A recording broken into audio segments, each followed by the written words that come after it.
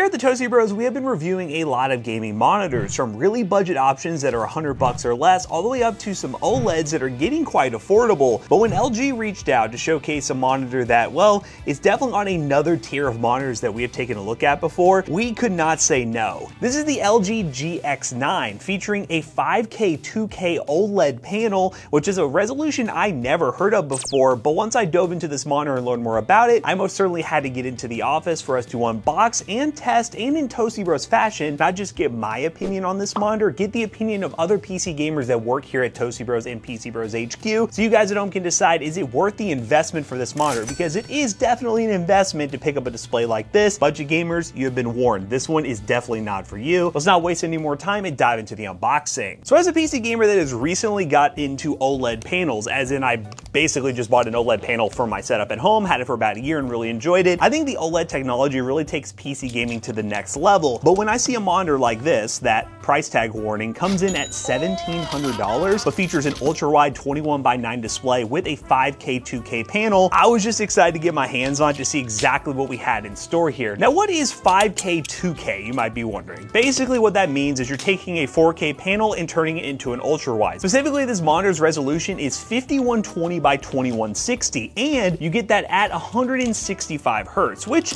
I will say in 2026 standards isn't a crazy refresh rate when there's a lot of OLED panels that come at minimum 240 Hertz, sometimes even higher. So that is something you have to consider for you very competitive gamers out there. This may not be the perfect monitor for you, but if you are a competitive gamer on the side and like to play AAA titles, this monitor could be perfect for you because it also has a 1080p ultra-wide mode, which is a 2560 by 1080 ultra-wide mode that you can run as well. That does give you 330 Hertz gameplay. With it being a 39-inch display and being that pixel density, it could be a little stretched. We'll see though. But in the unboxing experience, you do get a box that includes your accessories. We'll go ahead and open this up and see what we have inside. We have ourselves a very beefy power adapter right here. Let's see what kind of wattage we're working with. I'd imagine a monitor like this, especially with the fact that I believe it has USB pass-through to charge your laptop and also as a display out, is going to be quite hefty. We're looking at a total output of 270 watts. Yeah, that's definitely a lot of power to pull from a monitor, so you will be using some pass-through functionality. Of course, you do get a bunch of cables. We do get, it looks like, an HDMI.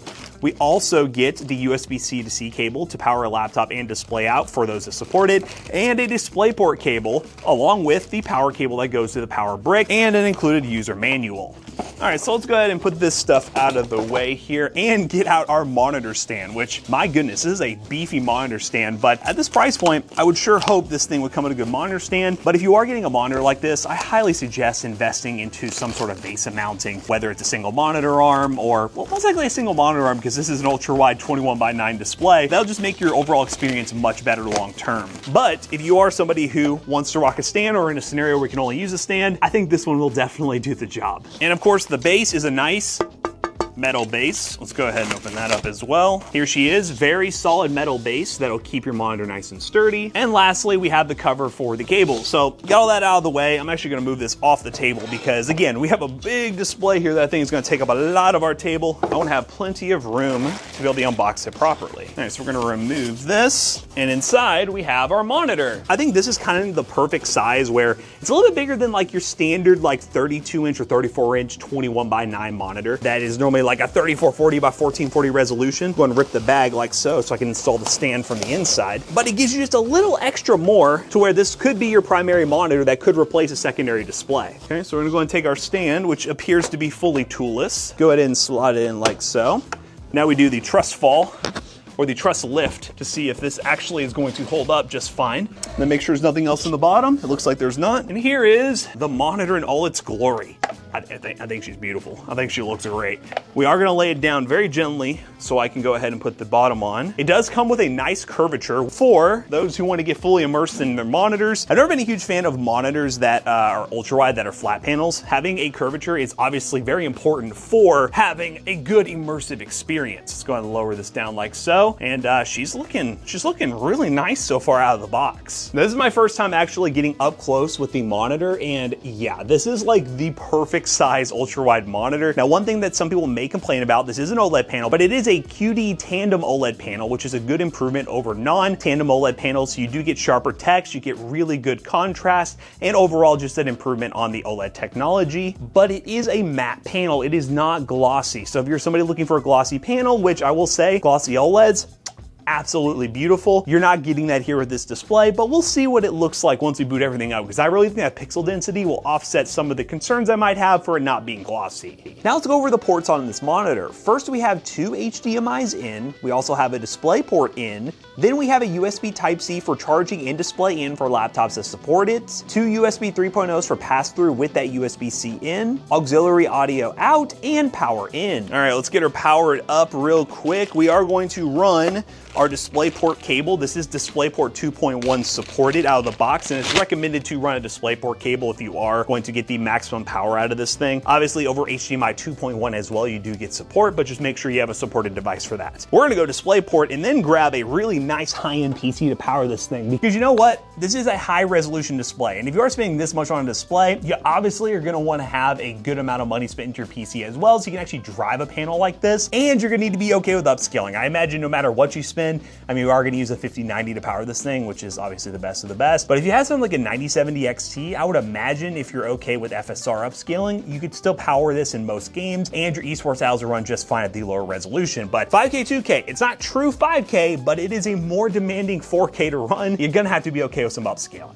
First time boot up, I just love seeing OLEDs on first time boot up. Obviously nothing is plugged up currently, so let's go ahead and grab our gaming PC. So for the PC, we have a modest system right here, all jokes aside. We have an RTX 5090 with a Ryzen 7 9850X 3D PC. That is our GPU test bench system we use for testing GPUs on the channel. And I think this is gonna be absolutely perfect to power our awesome monitor here at whatever resolution we wanna run it at. So this is a big screen. But it is so immersive right now. So let's go ahead and see what we're running right now. Currently running the 5120 by 2160 resolution, and it is running at 165 hertz, specifically 165.06 to be exactly specific. And let's go ahead and see what settings we have here. I will say, first noticing problem, it has some wobble with this stand. You can definitely tell a little bit of wobble. Get a monitor arm. I highly recommend a monitor arm for something like this. We're gonna try the on-screen display, which is quite big, I will say. So let's go to settings here real quick. So right now, there's a lot of AI features, which I'm gonna be honest with you, as a PC gamer and the whole AI thing, I really don't like when companies use AI terms for their monitors when they're referring to certain upscaling tech, but whatever, it is where we're going. This monitor is still cool. So what we have right here currently, we're running high AI upscaling. We have scene upscaling and sound upscaling. This is basically enhanced sharpness on whatever image you're running. So we can run high, low, or off. We'll leave that off for right now and see what that looks like and mess with when we get in there. This will do scene optimization based on if you're playing games or watching video. AI sound as well. We'll leave those on, we might as well. Currently,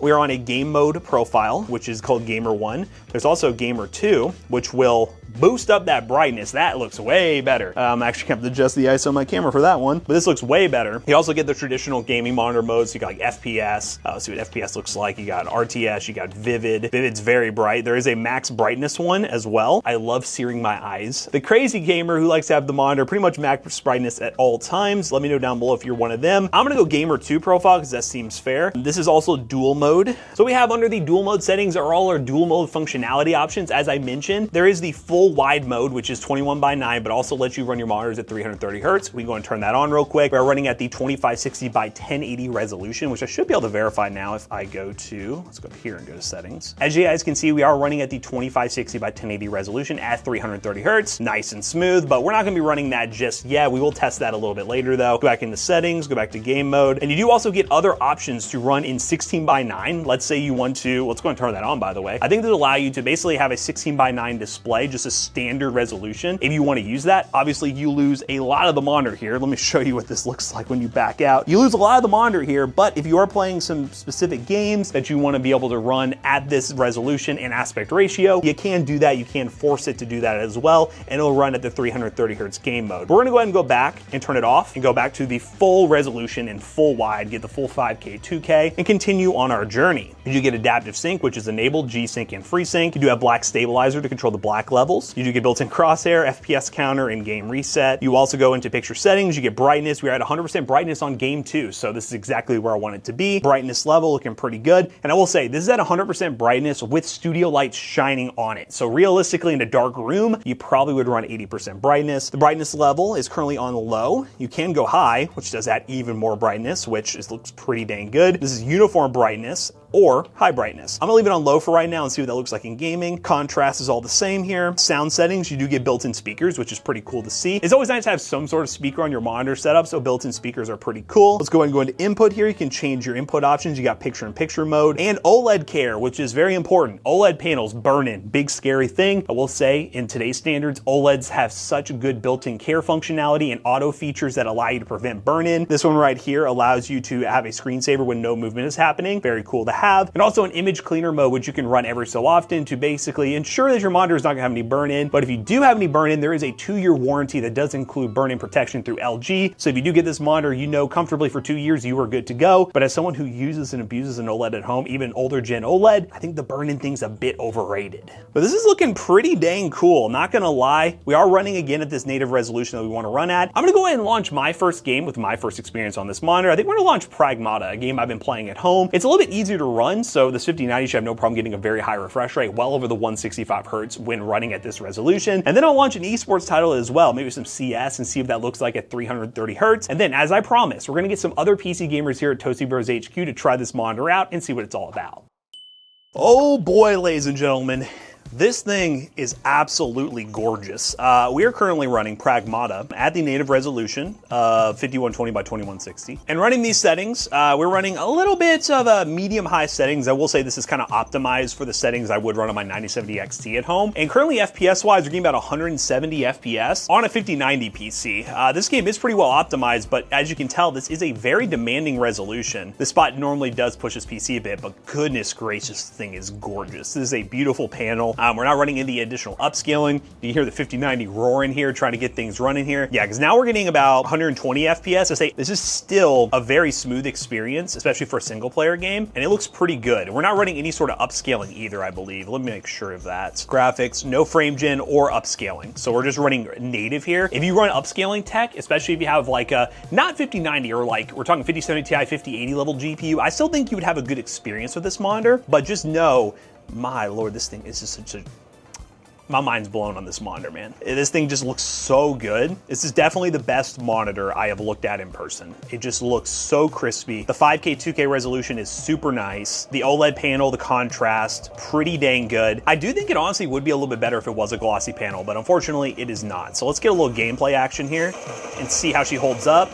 What you're hearing right now are the built-in speakers. I don't know how well it's drowning me out, but they are pretty nice. They're not bad. It's gonna slash. There we go. Little boom. Oh, he's done. All right, buddy.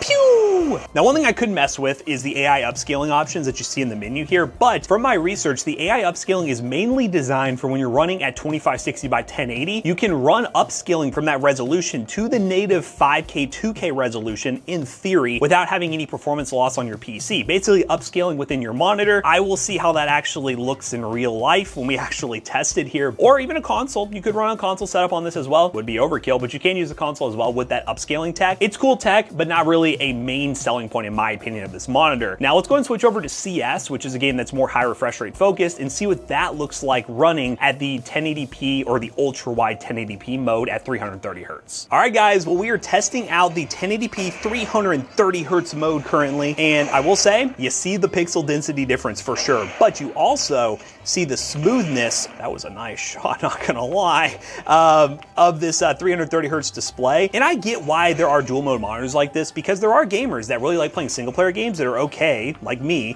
with like 165 hertz. I say okay like it's a horrible experience. 165 in a AAA title, running higher details on this resolution. There really aren't any GPUs that are gonna consistently, without upscaling or frame gen, hit that over 165 FPS mark where you feel like you're missing out. And most of these games, wow, that was just I hit that great shot and then I get beat by that guy. So I'm pretty happy with the fact that the dual mode options are 1080p, 330 hertz, and 5K, 2K. I really wish there was a monitor out there that could do true just 1440p ultra wide, so like a 3440 by 1440 ultra wide with dual mode with something like this, so it's a little bit sharper, but it's not bad. It's not too bad. It's pretty smooth. If we go into the settings here as well, once again, we do have the AI upscaling on to high, which actually should bring up our image quality a little bit as close as it can to the native resolution. It looks okay, but you can still definitely tell that it is not running at the native resolution, which is totally fine, totally acceptable. Oh. Anyone else? All right, so that's enough gaming from me. This is a pretty cool monitor. Honestly, it's probably one of my favorite monitors I have seen here on the channel and off video. But let's bring in some other gamers. Let's bring in Jackson. Let's bring in some other people from Toastybros HQ and PC Bros HQ. See what their thoughts are on this ultra-wide display.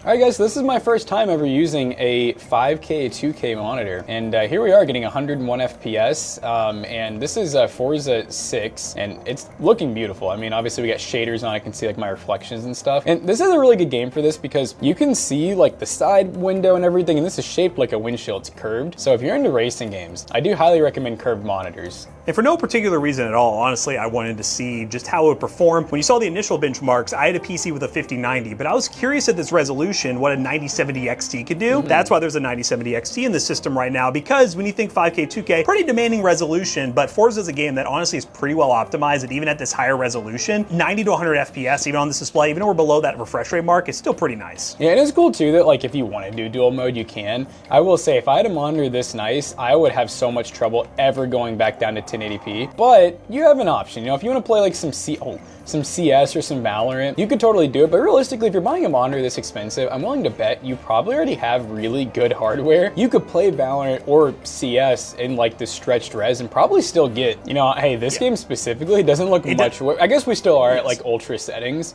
You can definitely see a big difference though. When you look off in the distance, the cars and just everything, the trees, nothing is like as sharp, but it's not that bad. Look at the FPS now. Yeah, 200. We went from like 110 to like 225. So I never would be looking for that type of FPS in most games, but it's just always cool to have options, right? Always good. But yeah, we'll get a couple other gamers around the office to drive around and just see what their thoughts are on this panel. Again, it's an expensive panel, and a lot of people here at the office, we're mainly focused on budget monitors, but it is always cool to see what people think of a monitor this expensive, if the price scaling is worth it. All right, Zach, what you have in front of you is a very, very pricey, very high-end, ultra-wide monitor. It's an OLED. Oh my God, we're driving on the opposites. I just realized this. I know you just recently got an OLED. This looks great. It looks beautiful. Did you say the price on this one? So this is a $1,700 monitor. She's a pricey one. I think that's more than my PC's worth. Now imagine getting 3 of them for the surround. Ooh. You buy the first one, you Klarna the other 2, You right? Klarna all 3 of them, brother. Klarna's paying for it.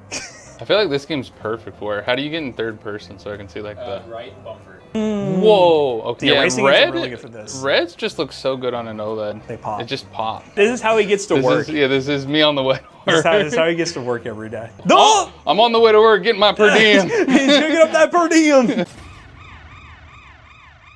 All right, McCallister, this is a very high-end monitor. Normally the Toastybros don't get monitors like this. I really just want you guys to give your opinion on what the display looks like when you're gaming on it. So I think if a friend showed me this, I would have expected it to be pretty expensive. Just something about the clarity. I'm usually not very impressed by visuals. I don't know, it all looks really nice. There's a weird level of overcast to it that I wouldn't have guessed. Like this was OLED. A lot of times your blacks end up looking a little gray and things in the distance, but I'm guessing it has to do with just how this overcast looks in it. But if a friend showed me this and told me what they paid for it, I think I'd understand, actually. It looks pretty good. Now, I don't know if I'm a big fan of curved ones, but in this instance, if I was into this sort of game, this might do something for me.